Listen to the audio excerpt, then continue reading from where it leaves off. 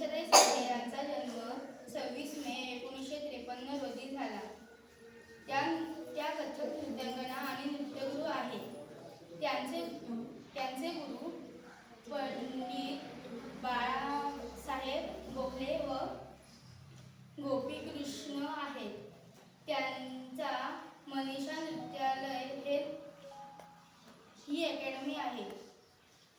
त्यांनी लहान वयात पुण्यात पंडित बाळासाहेब गोखले यांच्याकडे शिक्षण घेतले व पुढे मुंबई येथे गोपीकृष्ण यांच्याकडे शिक्षण घेतले. त्यांना सारंग सन्मान हा पुरस्कार मिळाला.